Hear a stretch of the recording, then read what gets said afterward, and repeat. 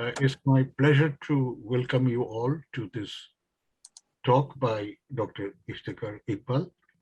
Um, this is also an extension of the Bengal History Week that the Bricklands Circle has organized this year, with Ahmedullah kind of leading the organization. The Bengal History Week was extended to the month of October, and now it seems it has been extended to the rest of the year. So welcome to you all. Dr. Iftekhar Iqbal is a very promising scholar from Bangladesh. He is currently at the University of Brunei, Darussalam. His field of work is the environment and the environmental and intellectual history of Southern Asia, and particularly Bangladesh. Before going to the University of Brunei, Darussalam, he has taught at the University of Dhaka, North-South University, King's College London, and Humboldt University, Berlin. He's the recipient of fellowships with the British Academy, Haor Calling University, London, and Humboldt Foundation. Iftekhar Iqbal's The Bengal Delta, Ecology, State and Social Change, 1840 to 1943, published by Palgrave Macmillan, 2010, received the Bangladesh University Grants Commission Book Award and honorable mention from the inaugural Bernadette Scone Book Prize Committee of the Association for Asian Studies. Dr. Iqbal's recent publications include the University of Dhaka, Making and Unmaking, Remaking. This is published by Prothoma, 2016, co-edited with Imtiaz Ahmed. Iqbal is currently exploring the connected history of the Tibetan rivers. He studied in Dhaka and Cambridge universities.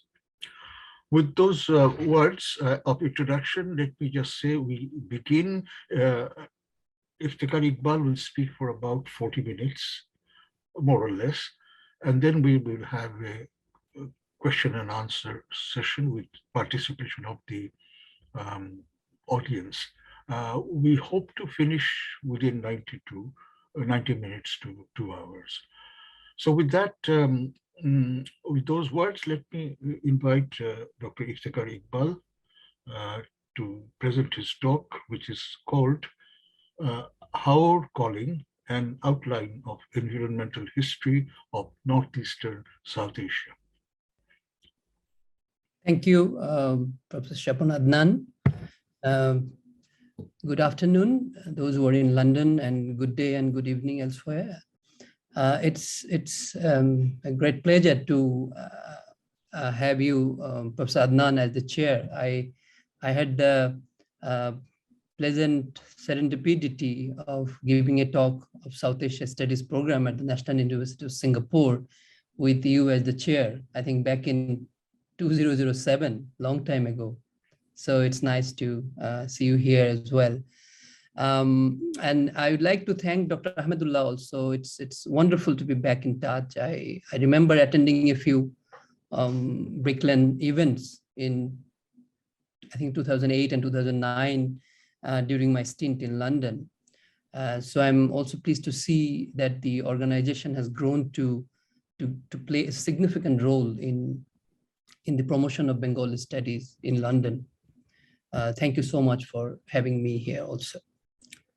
So it's really nice to meet up familiar faces and friendly faces, even virtually. But I'm afraid the topic that I have to cover today is not as familiar. I just picked it up recently, and this is still work in progress.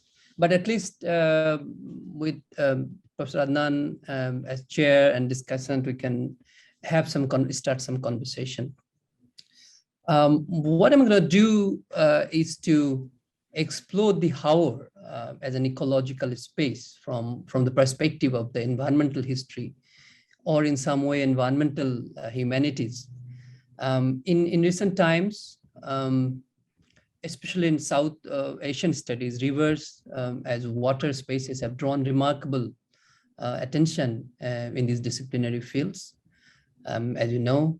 And most recent examples are the works of David Gilmartin, Shonil Amrit, Aurobjyoti Saikia, and Dilip de Kunha, just mention a few, working on Brahmaputra, Ganga, and Indus rivers. These works demonstrate how human life, society, and even politics are so entrenched in nature, and how anthropogenic interventions are threatening their ability to survive. But the flowering of such works in environmental historical studies should also remind us of the need to attend to other forms of water bodies, such as the wetlands or the prairies, or more specifically in the Bengal Delta, such water bodies as the Khal, Bil, Nala, Jhil, Pukur, or Baur, and so on. And historiographically speaking, this remains as a kind of a special subaltern in the study of social sciences and humanities. But this recent interest in water spaces all over the world are encouraging enough to draw attention to such understudied water spaces.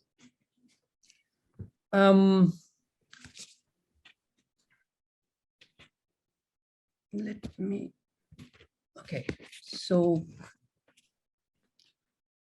I will here focus on three issues here, broadly speaking. First of all, a few words on the haors as a part of a larger climatic commons involving Meghalaya, Sylhet, and the Bay of Bengal. Secondly, and in little details, I would explore haor as an ecological commons in which human and non-human share the habitat for mutual growth, and as seen in the colonial and post-colonial period, although waning in the post-colonial period compared to the colonial period. And thirdly, I would also briefly note how the idea and practice of these commons have evolved in the colonial and post-colonial times, and the challenges staring at us. First off, a few words on haor as a physical space. By the way, you'd see that this is the three hills, Jaintia, Khashi, and all these three hills here, where the water is pouring, and then particularly in Khashi hills, and they are coming down to Sylhet and Mymensingh haor area. In a kind of definition given in 1870s, a colonial official defined the haor as a low tract, I quote, low tracts of land covered more or less with grass and reed jungle, almost entirely underwater during the rains, but dry or only partly so during the rest of the year. In a way, therefore, the haor water itself is amphibian. Water itself is amphibian, moving in and out of its track along the seasons of the year, and therefore offer different kind of ecological service along the year to humans and more than humans entities in nature. And next slide. Iftekhar, can you make your screen full screen, please? Yeah, sure. Okay, is it full screen now? Yes. Okay. Now, haor as a is it? Yeah. This is, as we all know, that still now probably the largest, the heaviest rainfall is falling just on the neck of the haors on the Khashia Hills and Cherrapunji. So that what brings us to the question of the haor as a part of the climatic commons. As a translocal perspective here might be very useful to understand how three ecological spaces across and beyond the borders of Bangladesh and India are intimately linked to each other via, if you like, water making process. Of the South Asian monsoon, most of the moisture comes from the local land-based recycling, of course, followed by those sourced in the Bay of Bengal and the Arabian Sea. And evaporation from the Haor regions was noted by officials from the 19th century, late 19th century, 19th century, mid 19th century. And data from second half of the 20th century shows that average monthly evapotranspiration from the Haor regions ranged from 2 to 5 millimeter a day, slightly less than Brahmaputra itself. And in fact, in the entire subcontinent, from Afghanistan to Myanmar, only except the Western Ghat, the Cherrapunji is the high and heaviest, seeing the heaviest rainfall. And that rainfall is coming down direct to the Haors.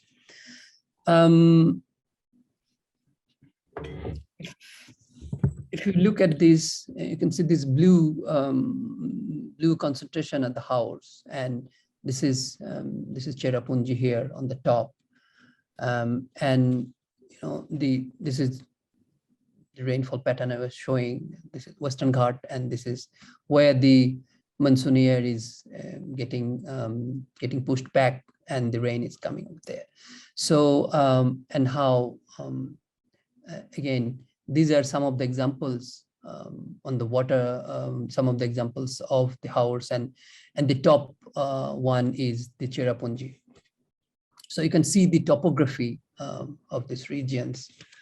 Now, the Haor areas actually, in a way, amply complemented the Ganga Brahmaputra Magna's evapotranspiration process I was talking about. And in effect, the Meghalaya hills, the Sylhet Haors, Sylhet and Mymensingh Haors, and regional hydrologic cycle all remain vital nodal points in the arrangement of the world's largest rainfall in Cherrapunji and Upper Sylhet region. One distinction, however, that needs to be made here is that sometimes Cherrapunji is considered the wettest place on earth due to the highest rainfall. A more accurate view would describe it as the rainiest place, actually, and the Haor should be considered.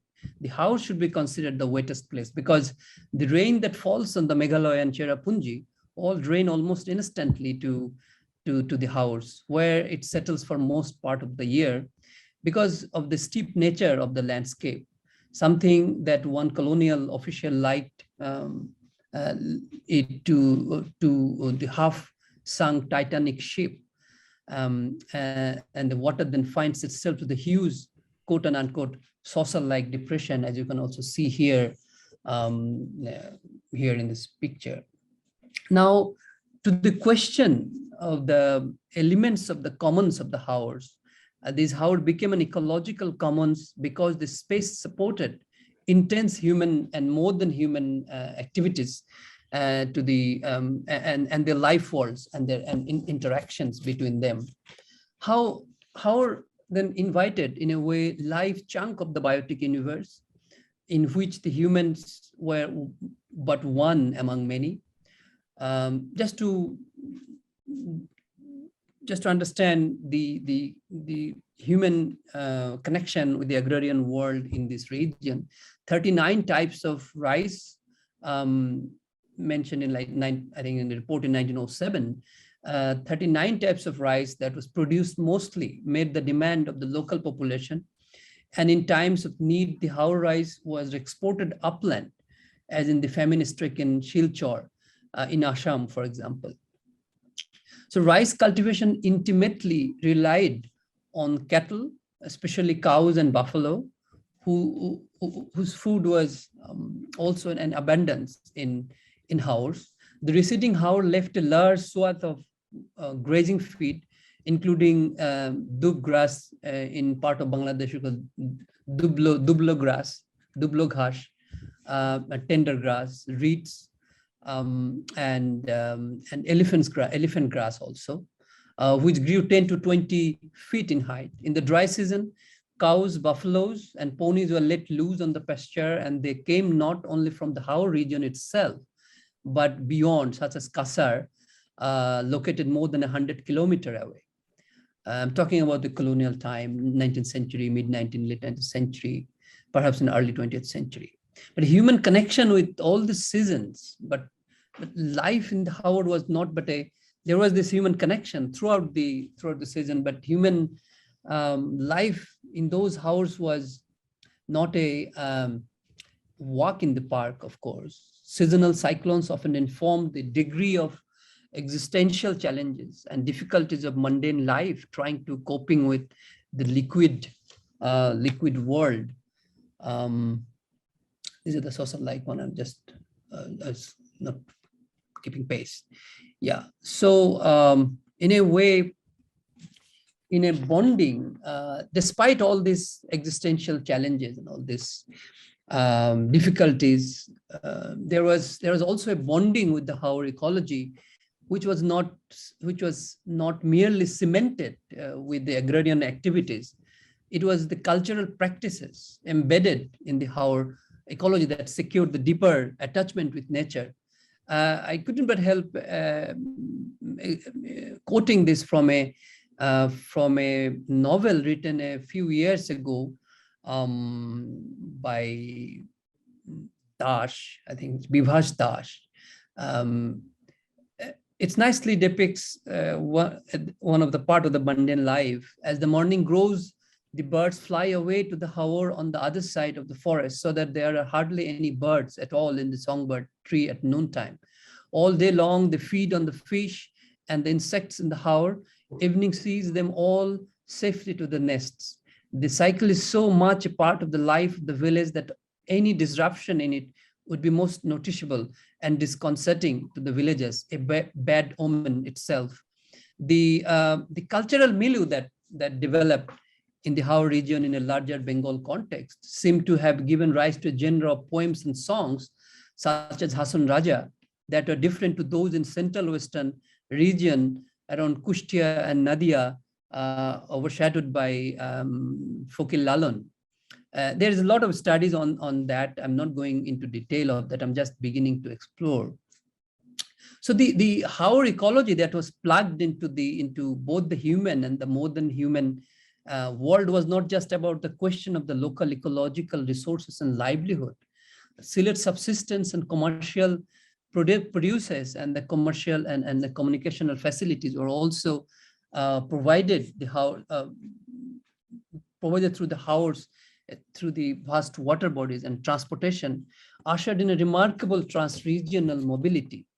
And within the Eastern Bengal polity, if you like, there was, again, I think, yeah, maybe, sorry, yeah. So I'm not properly keeping pace. I think, is it okay? This is okay now. Okay, thank you. So within this Eastern Indian polity, the Haor region became a junction between plainland Bengal and the Meghalaya hills for strategic purposes, as seen from the fact that Aliburdi Khan married a Khashi princess. And there is also some historical evidence on that. And at a more international level, as you all know, the skills of a Sylheti Lashkar that were employed in the Indian Ocean was sharpened in the Haors of this region. As we know, Haors is Shagor, Haor and Shagor, ocean, sea. In this context of ecology-induced mobility, Sylhet exposed the inability in a way of national maps to account for nature's social geography, as David Ludden's researches on Sylhet shows.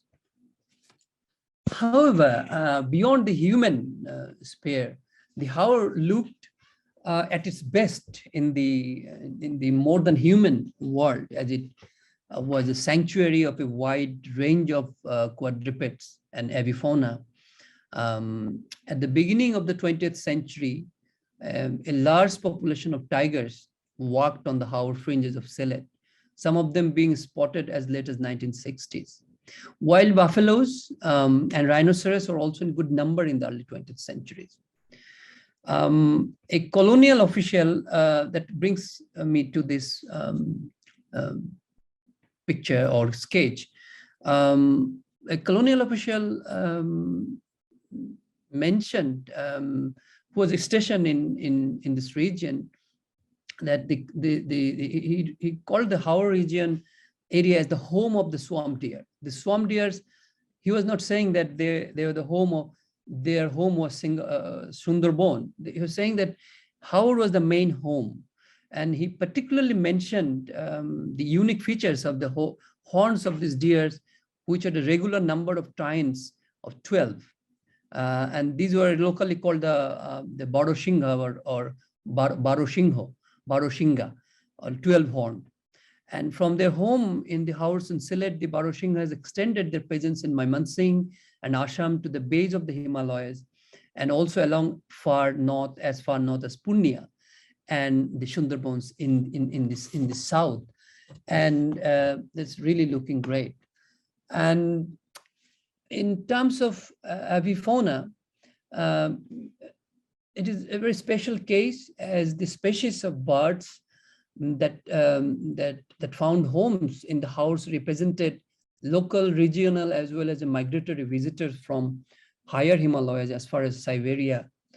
Alan Hume, the founder of National Congress, who was also an avid hunters and collectors, he mentioned that most of the birds that is scattered across the whole of Eastern Bengal in the rainy season retreated to Sylhet in the drier winter. Birds such as kaya partridges were so many in number and flew in such enormous crowd that, as a colonial official noted in, I think, in the early 20th century, that one could kill 3 birds at one go with a stick from the back of an elephant. So the lively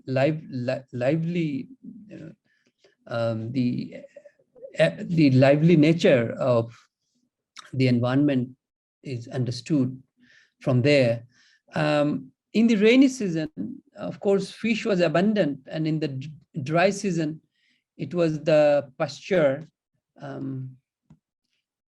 Stop with my slide. Let me, yeah, I'm just going to talk about this.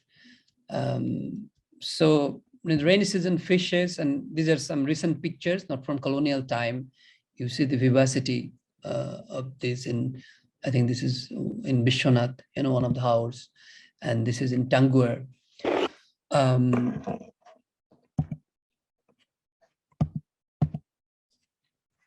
Okay. In terms of I think probably I will cut a little short here. I don't go further to bore you with details on this, but just to reiterate that by ecological commons, I meant the vivacity of 3 phenomena: humans' own specific material and cultural ways of engagement with nature, nature's own rhythm, and then the interaction between both human and non-human agencies within the Haor regions. I would now point to the process of decline of Haor space as a haven for a biotic community, and its decline as ecological commons. The process of decommunization,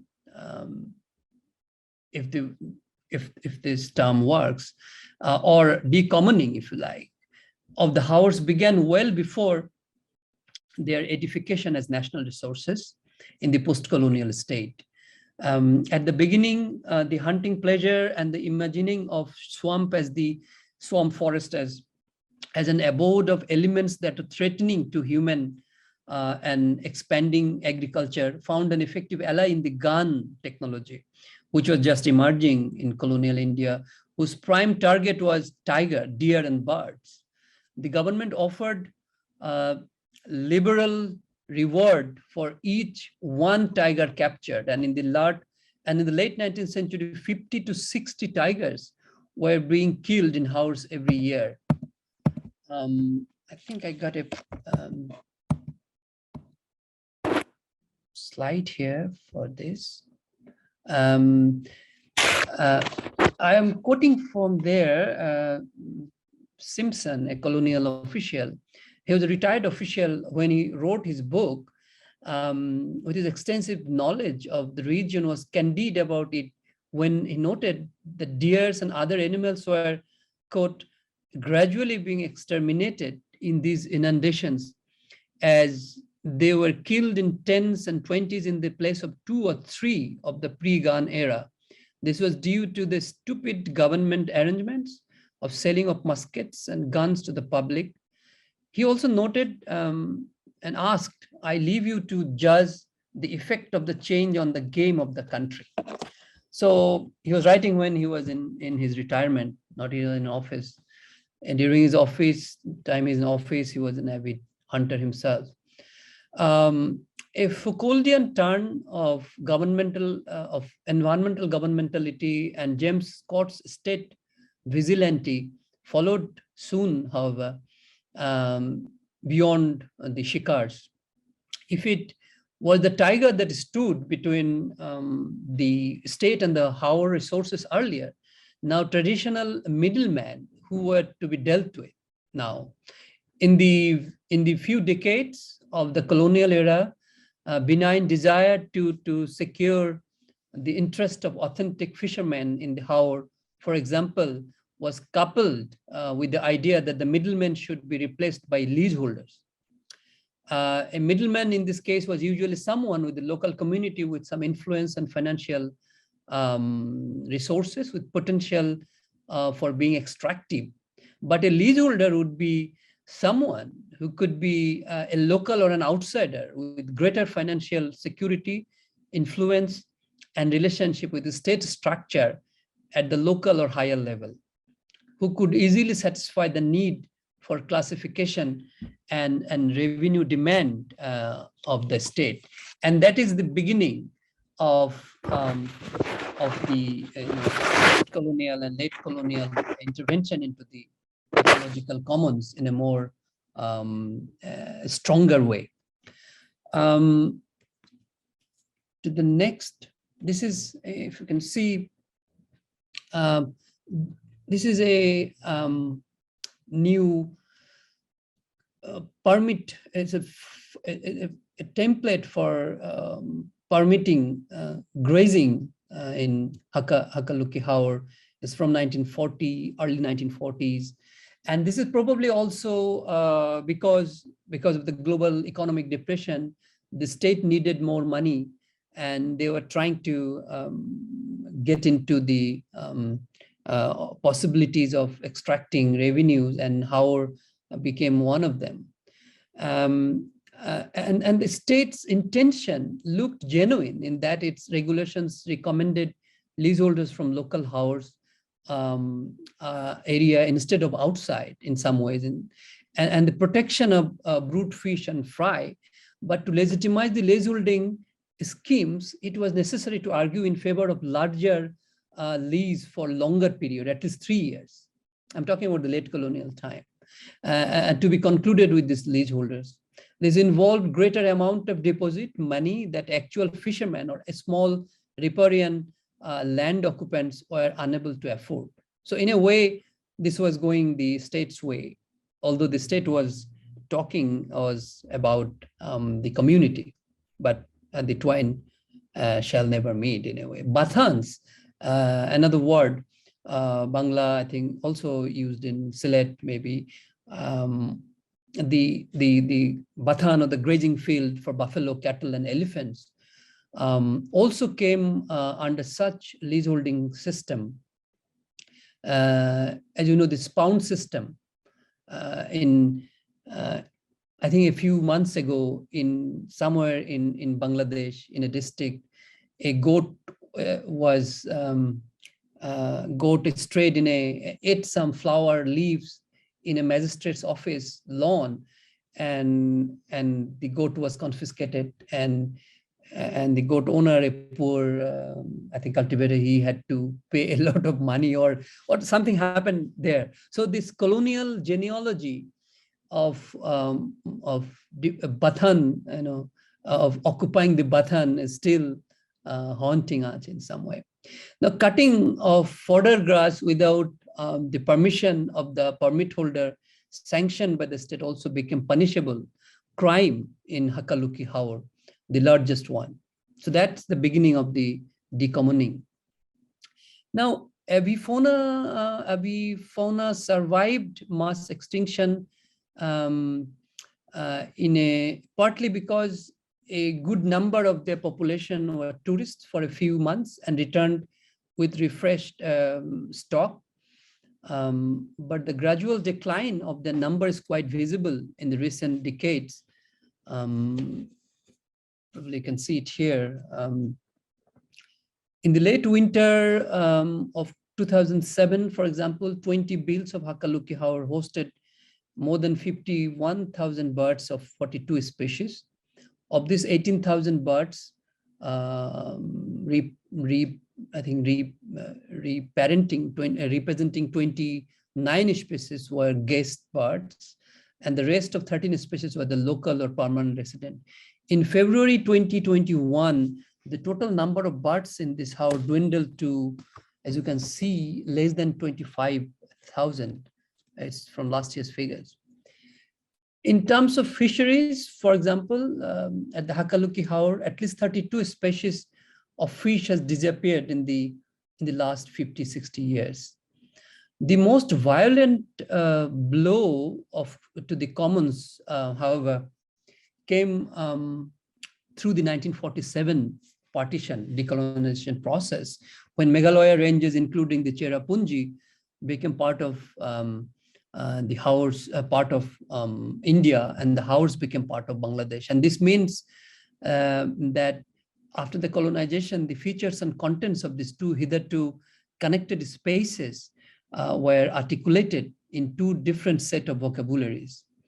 Cherrapunji became part of Indian nation's point of pride as a holder of the record of highest rainfall historically. In Bangladesh, Haor became a matter of pride as a Ramsar site, a tourist spot, and a state resource. I wouldn't plow on much. I suggest that an extension of this decommunization process or decommoning process in the Meghalaya is that the Meghalaya wants to build dams that will stop. I think last year's they had the kind of decision, they will stop a kind of, they will develop a kind of dam mechanism, new kind of dam that will stop within an hour the rainwater that falls in Meghalaya that drains into Bangladesh. So that, because usually because of the topography, the water hardly settles in Cherrapunji.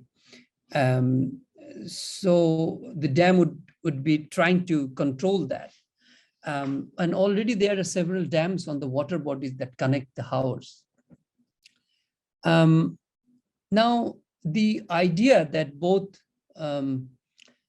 Indian pahars and Bangladeshi haors are integral to each other are fast subsiding, but there would have been no haor without Meghalaya, and without the haors, the Meghalaya or Cherrapunji would become a mere special abstract, because it may be the rainiest place, but it can hardly hold the rains for more than a few hours before they settle to the haors.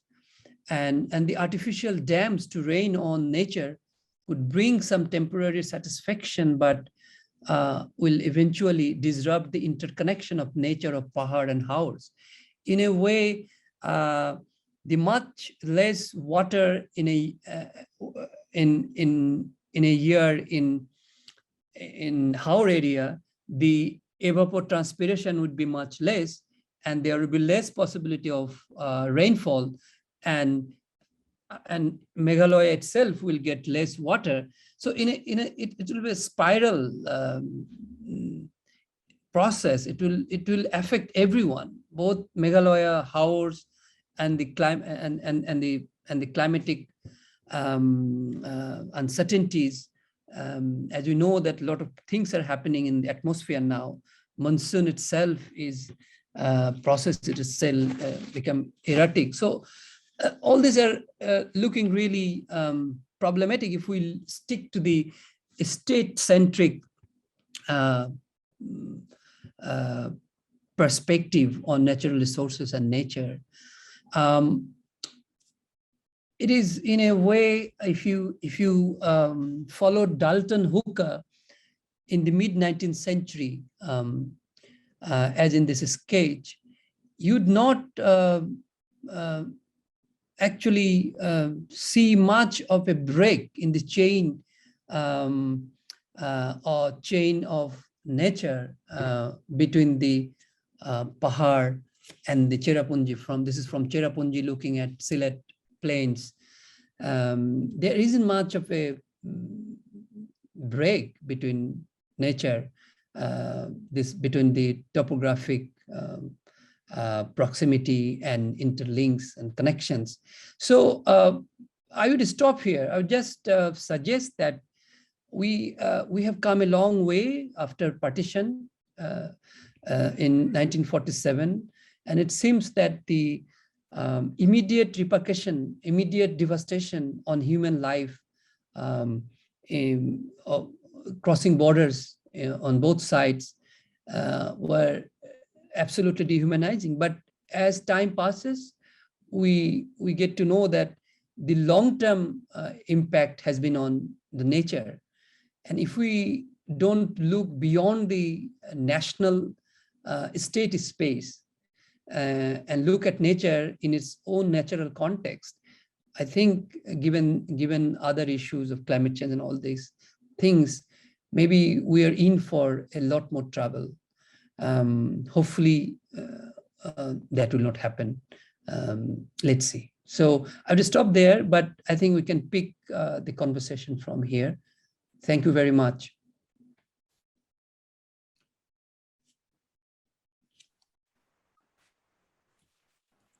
Thank you, Dr. Iftekhar Iqbal, for a very interesting and informative talk on the haors and the broader ecosystems which underpin the wetlands that we are talking about. We will now go into the discussion session with questions and answers from members of the audience.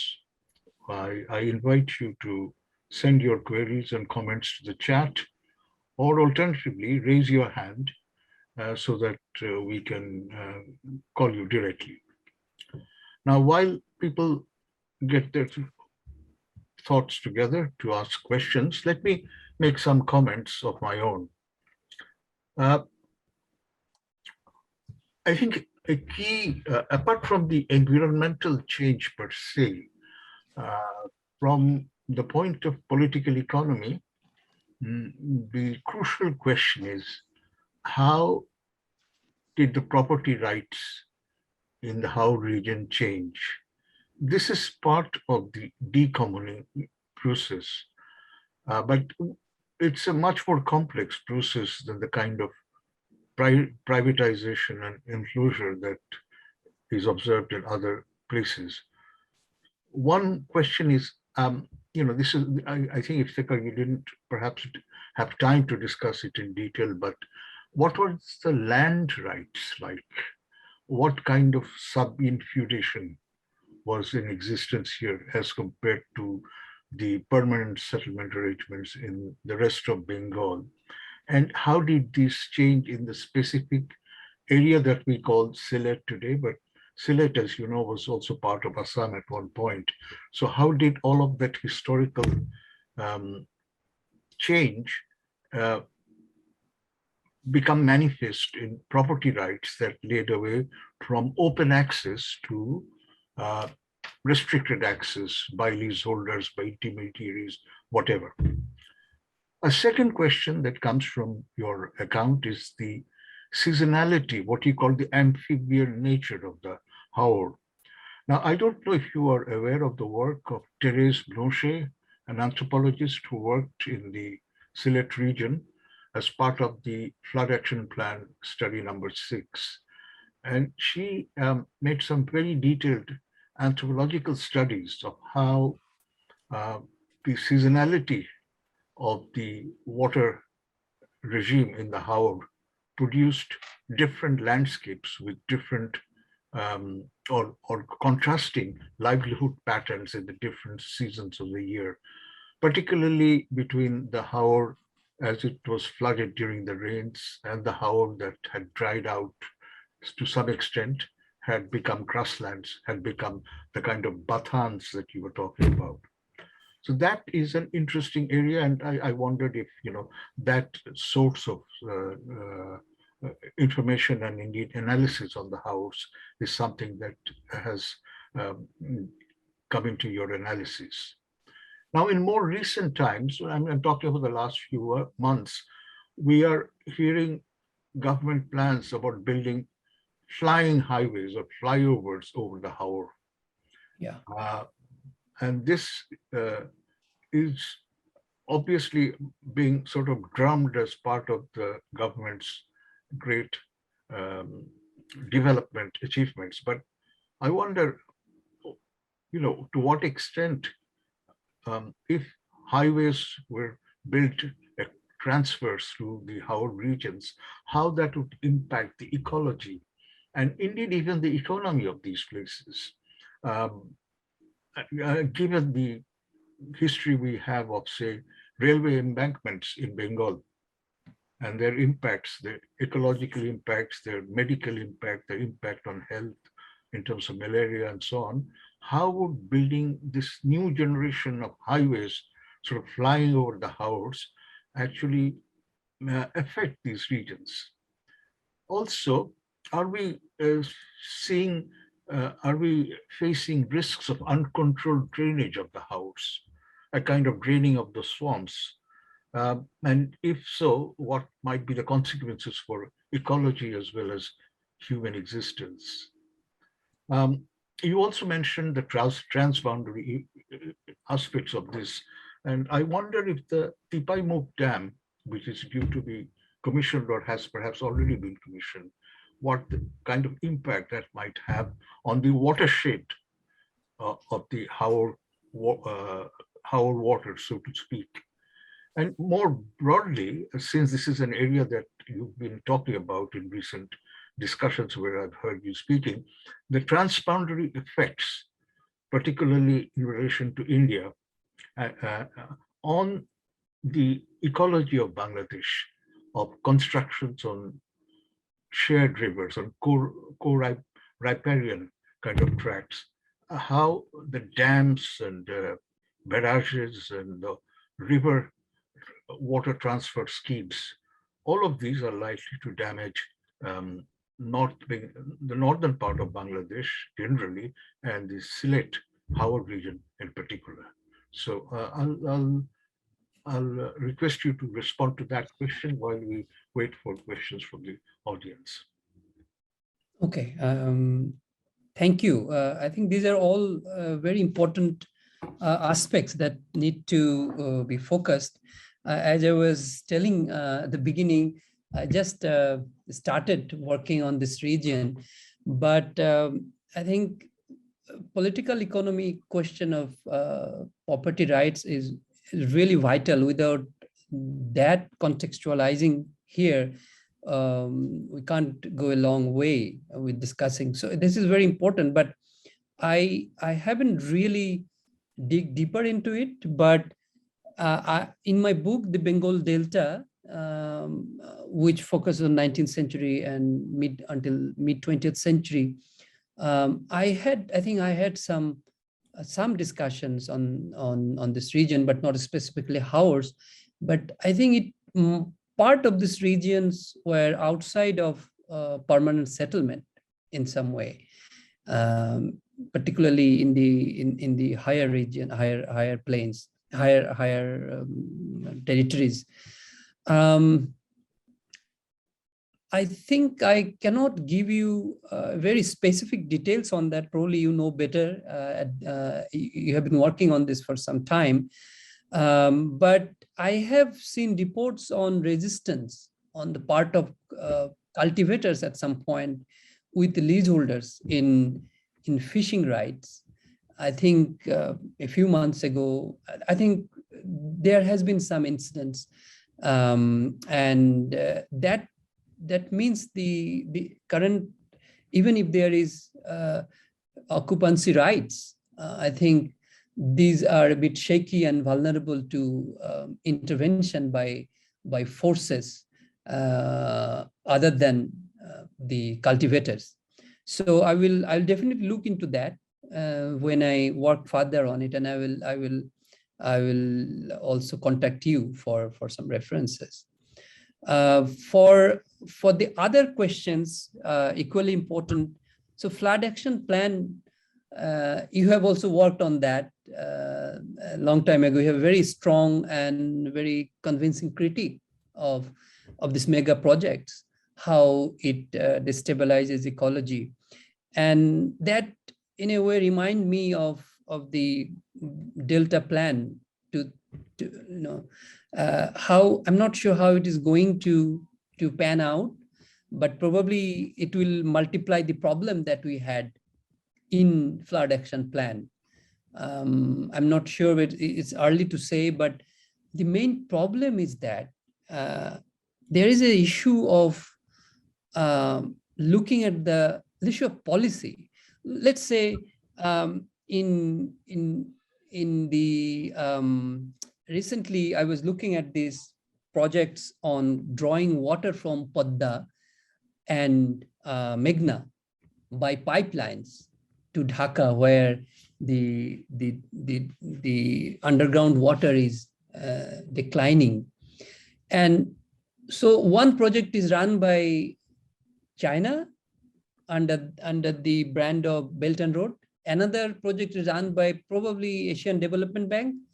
And when the Delta plan come in full force, what will happen? I mean, there are a lot of things going on in terms of ecological preservation or meeting the challenges of ecological problems.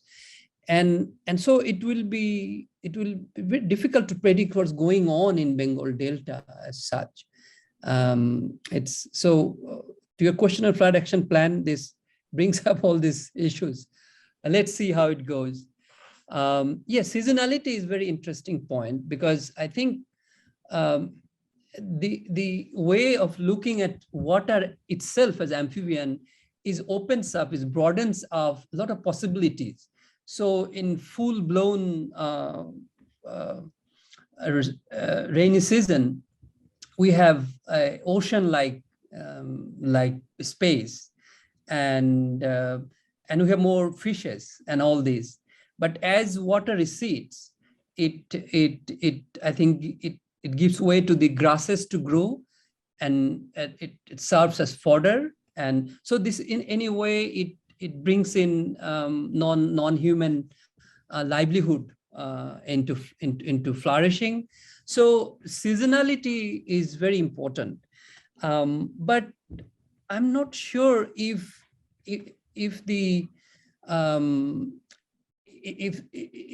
this space recedes in aggregate level, if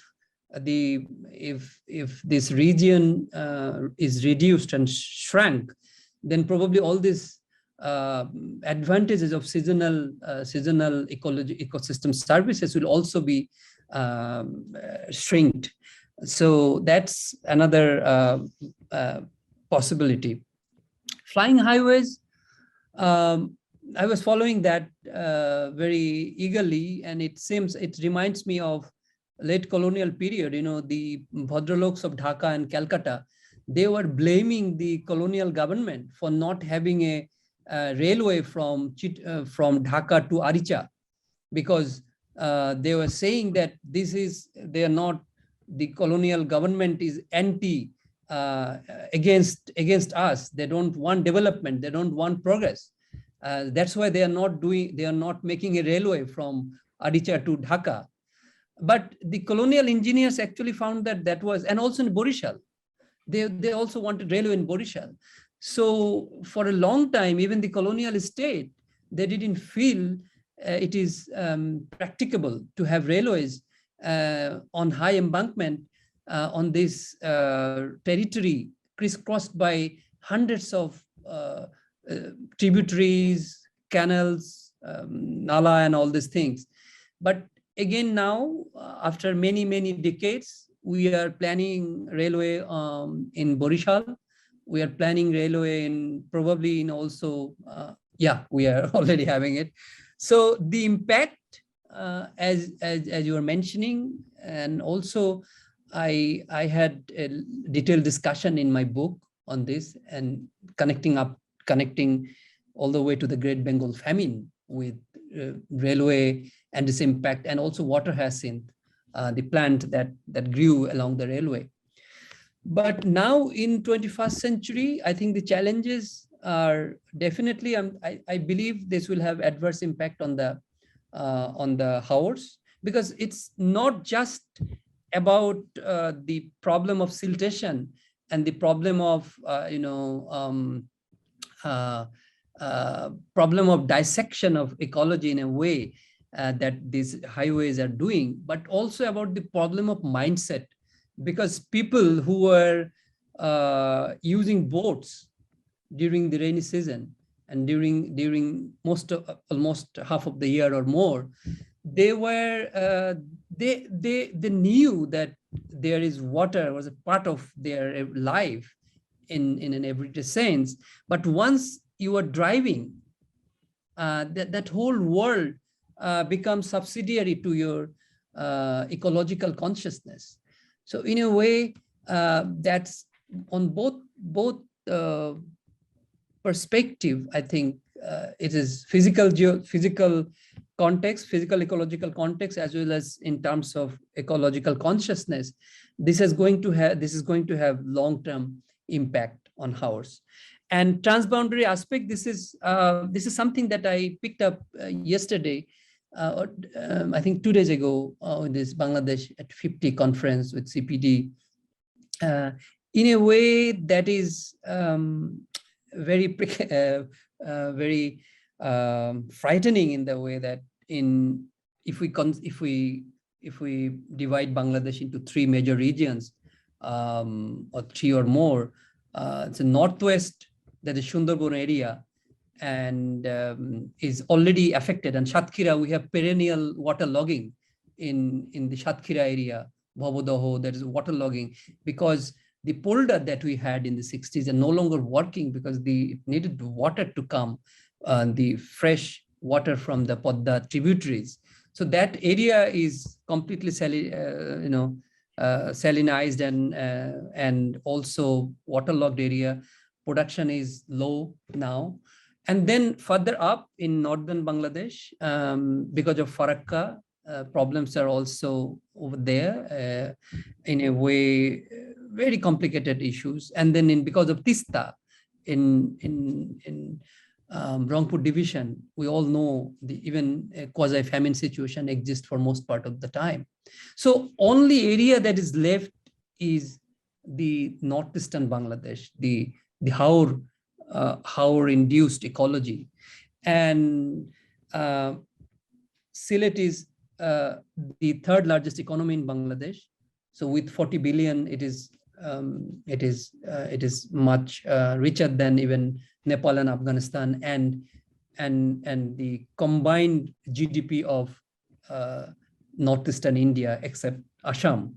So if the impact that is already falling on other parts of Bangladesh because of the transboundary anthropogenic interventions, once Sylhet is affected by Tipai Muk, as you mentioned, that's an existential issue for Bangladesh. So that is not I mean, that's why I was also telling in that conference that we have to go beyond bilateral or international, what Bangladesh did in the 70s and 80s. We need to look at the local situation and then try to understand things and ecological commons and translocal perspective. So how the people in Meghalaya, they are also suffering because of anthropogenic intervention, infrastructure, so as the people in Haor. So how this translocal perspective can be brought in to understand the precarities and to address them is, I think, far more important now than to look at state and state to state treaty and all these rules and regulations that hardly works, as you have seen. So these are some of the shorter answer to your questions, but we can elaborate on that later on. Thank you for your very important questions. I think this will be useful for me as I move on. Thank you, Iqbal, for that very detailed response. Iftekhar, can I ask you to stop sharing your screen so that we can see the audience? If you can. My screen? Yes, your screen sharing, if you can. Oh, sure. Oh, sorry. It's not, but it's still, I'm still sharing it. Can you stop sharing it? So sorry. Yeah. Okay. Okay. Sure. So now the audience, we can see the audience. Sure. Yeah. I can also look for, now that I have a view of the screen, also. Sorry. People who put up their hands. So there are a number of questions in the chat. Perhaps we can go through these. Stephen Watts, you have a comment. Would you like to speak up? Yeah, thank you very much. Sure. Thank you very much for the everything you've said, and obviously the ecological balance is of huge importance. But I was very struck when you mentioned, almost in passing, Hassan Raja and Lalon Shah, and I sensed that you were wanting to say something, if there were time, about some insight into their relationship as poets, as singers, to the ecology of the areas. And if you could say a little bit more about that, I'd be really happy to hear. But I take it that it was an aside from you, not part of the sort of mainstream of what you're saying. Thank you. I think that's an area I'm extremely interested in, because I was this is a topic that I just recently picked up, and I'm just trying to understand the deeper context of its very existence there. I'm trying also to develop a kind of environmental humanities perspective, and that's what brings me to the question of Hassan Raja. Yes. It's not just Hassan Raja. I was looking at some literature. There was one point that struck me, is the comparison between because we have this general understanding that Bengal Delta is this Vati area, is this lowland, and the cultural expressions are more or less same. Like we consider Lalon as the master of representing the cultural expression of the Vati areas in a many way, in a representative way. But when I was looking into the literature on this Haor region, there was a lot of songs and lot of songs.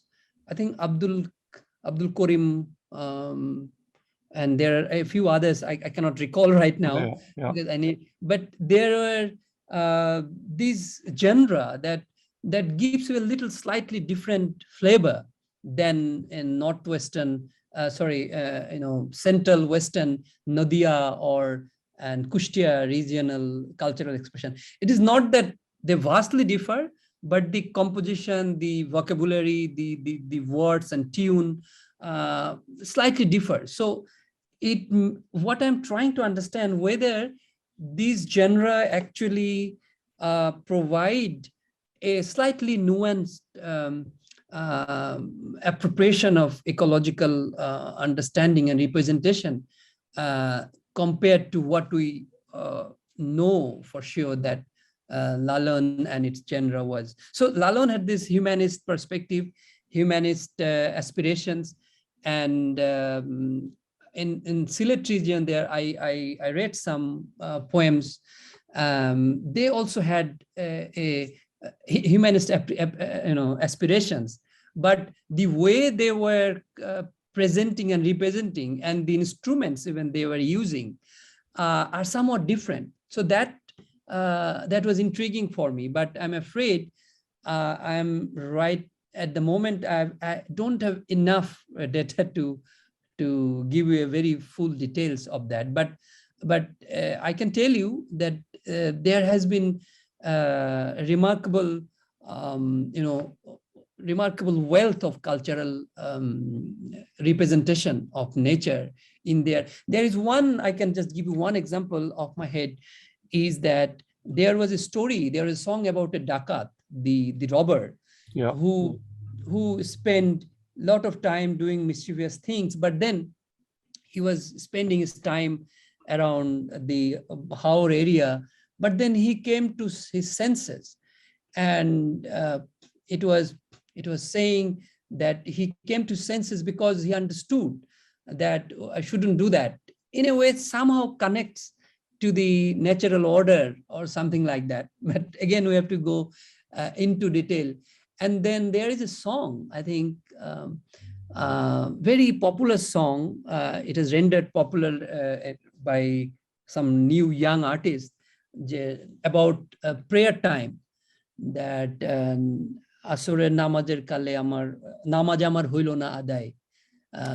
I mean, I couldn't pray because in the different time of the day I had to go. I had to go to Howard to bring the cow and all these things. So the aspiration was that I need to be a good, proper, abiding, faithful Muslim, but I couldn't do that. I had to do this and that. So that connects to the lore of the everyday life, the chores of the everyday life, defined by Haor.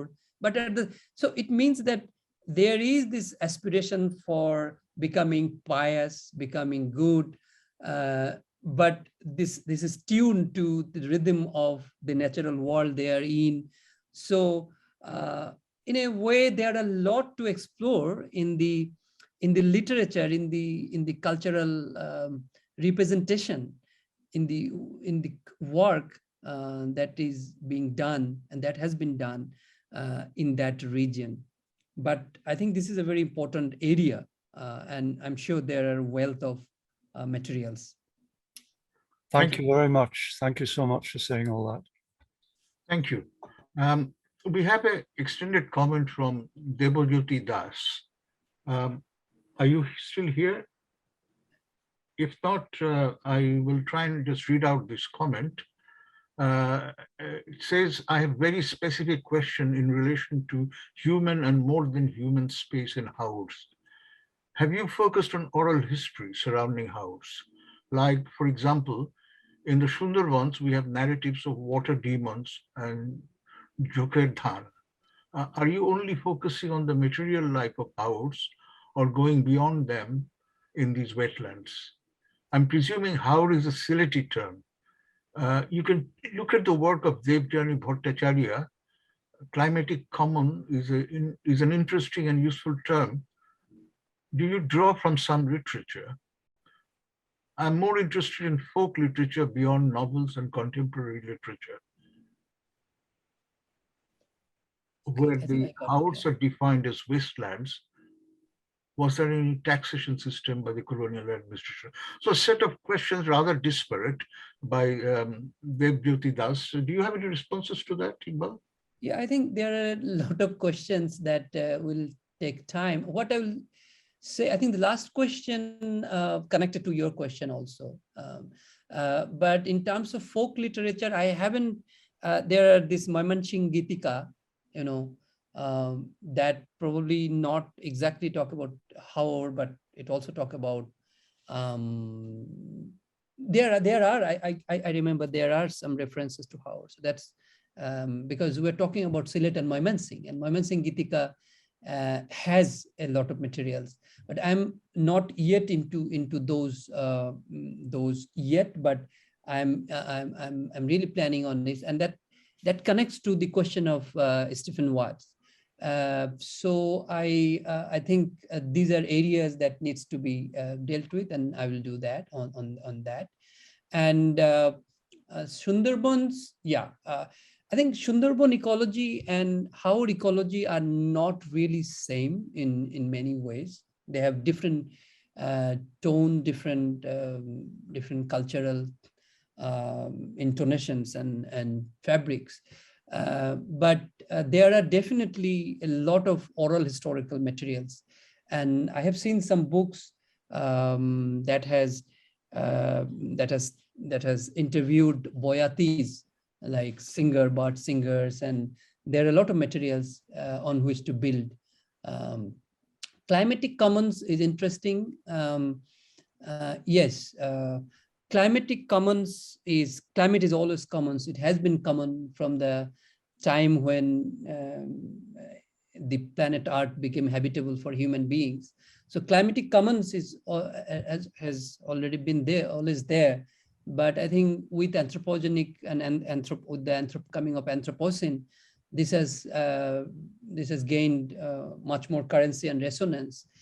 In terms of commons itself, we have this great debate between this Hardin's tragedy of commons, and then the response by another American economist. I couldn't recollect her name, but they debated where Hardin is saying that we cannot leave things as a commons because human being by nature they will destroy it, but there was responses to it that no, human beings are more responsible for their for protecting their commons. So I think this literature on commons, ecological commons, has been in literature for a long time. I have recently published a chapter in a book on commons, the Himalayan Tibetan rivers as ecological commons, and that also discusses in details on some aspects of conceptual issues of the commons. So I hope that can be useful. Thank you. Thank you. Is there any other, are there any other questions from the floor? Would people who are interested raise their hands? There is a question by Boris Linebank in the chat. Are you there, Boris Linebank, to speak up for yourself? Yeah, I'm here. Why don't you please say? Okay. No, sorry, I arrived a bit late to the talk, so if this was addressed directly, then I'm sorry. I'll just watch the talk back. But it's about water. I mean, we were talking about the topography and how water flows very easily from Meghalaya, from the Khasi Hills into Sylhet, into the plains. And I mean, I'm also Khasi, and so I've seen firsthand what happens. You know, you get to Sora, you get to Cherrapunji, and then you just see this huge sheet of water, just like it stretches. The whole plains just look completely flooded. But obviously, water is, a fairly essential. I mean, for colonial administration also, and it's one of the essential things that you need. And my understanding is that colonial administrators were never really able to penetrate, like the Khasi Hills, as they were the plains. It was harder to administer. They had to sort of enter into agreements with CAMs and with, Agentia Rajas and stuff like this to basically try and get a degree of control. And I was wondering if there was anything in your research that spoke about water rights directly, if there was anything that spoke about how Because if you had these sort of pockets of sovereignty, this sort of these patchwork sovereignties, and sometimes they were explicitly for resources, sometimes they, because we have a lot of coal, we have a lot of limestone, we have a lot of sand, etc. So they were specifically in areas for this. I was wondering, and what obviously, as you say, is a sort of, I mean, if I misunderstood your use of it, it's an amphibian thing. It's sort of, it flows, you can't really control it. But if it's passing through various sovereignties in a sort of territory, which is in any case difficult to administer for the British, I wonder if there's anything in your research that sort of speaks to how they tried to get around this problem, or if there Yeah, was. I think that's a very important question, interesting question as well. I came across some references, and actually they wanted to make the British wanted to make Cherrapunji as their main city in the region, but after some years, I think they found out that they call it this oppression of rain. So they had to shift to, I think, Shillong, right? Yeah. I mean, there's a railway line that goes to nowhere. It sort of Yeah. starts quite low down, and then it's just abruptly Yeah. finished, and they never managed to finish it. Yeah. So the problem was that the water was there. One issue is that the water was falling, but the water was not retained. So in a way, right now, also there is shortage of drinking water in Cherrapunji.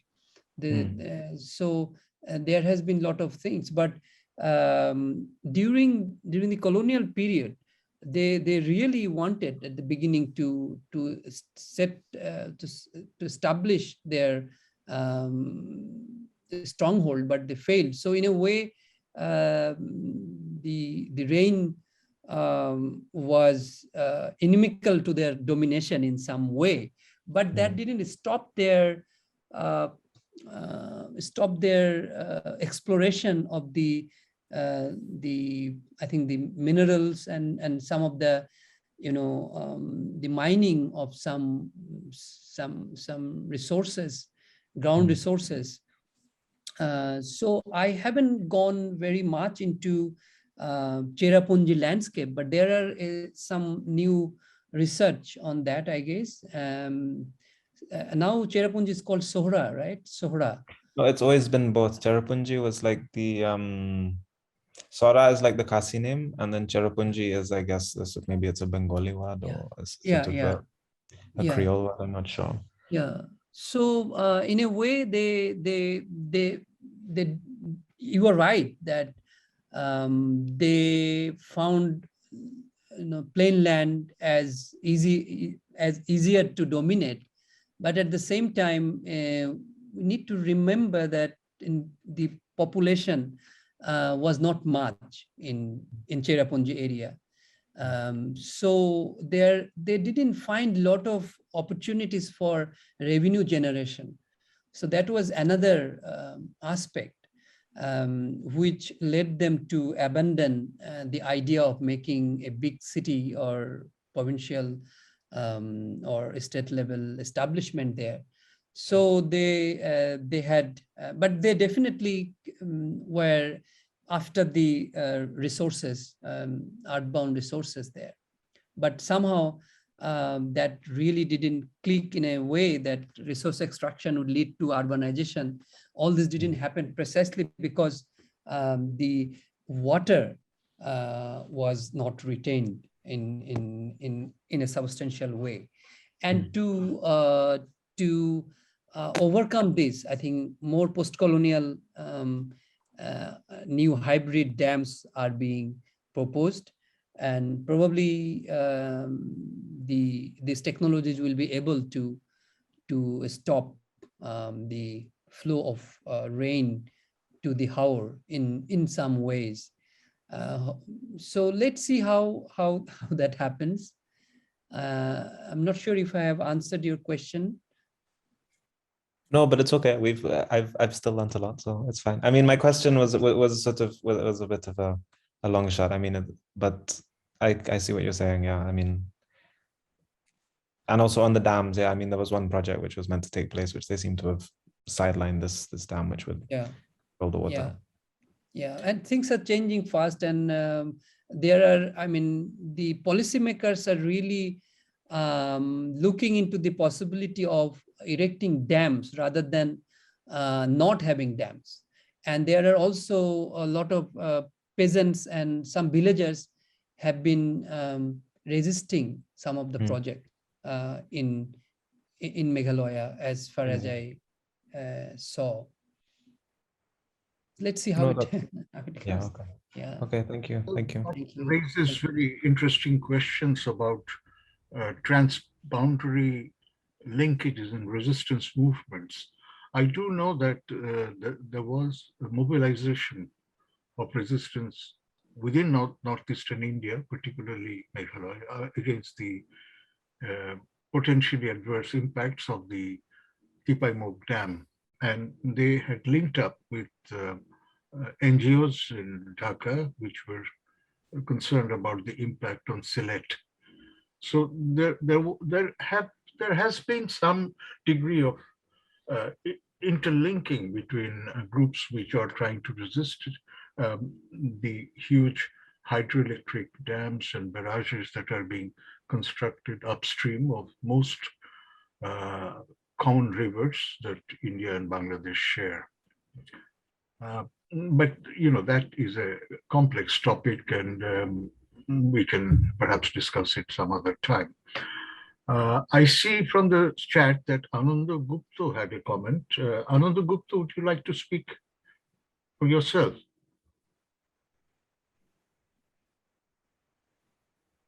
Well, I'll read out a comment by Ananda Gupta.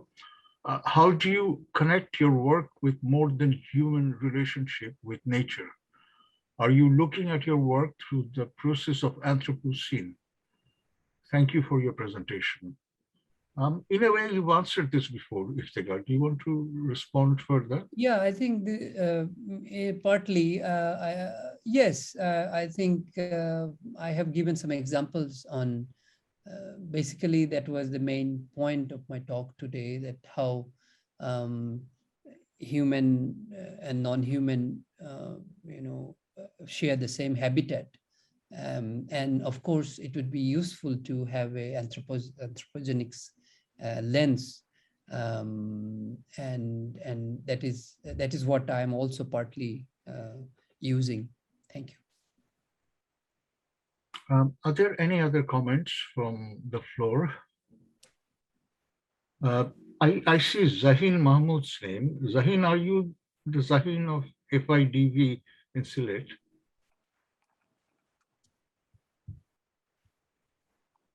Well, there is no response. If there is any other question from the audience, this is the time to put it in. Yes, Abdullah. I was interested in the permanent settlement. You mentioned that not all of Sylhet was included in the permanent settlement, 1793.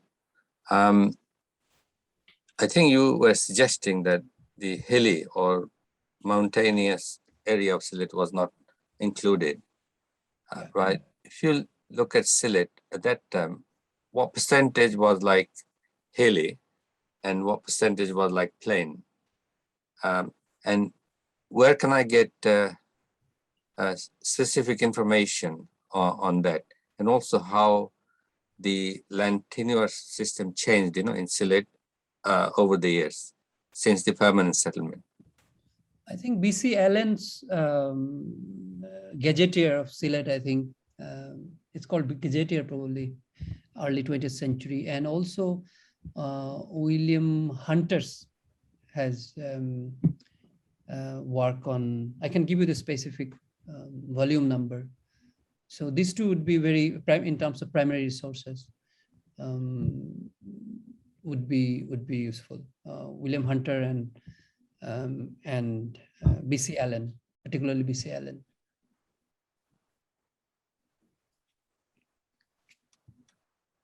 Iftekhar, if it's possible for you to put the references in the chat, that would be useful. Yeah. Okay. I think that we are coming to the end of this interesting talk and the discussion. Since we do not have further comments from the audience, it's my pleasant duty to thank all concerned. Of course, Dr. Iftekhar Iqbal for his stimulating presentation, Dr. Hamidullah for organizing, as usual, this very enterprising series of webinars or seminars on Bangladesh, Bengal, the Bengal region generally, as part of the Bengal History Enterprise, and to all members of the audience who took part and asked questions.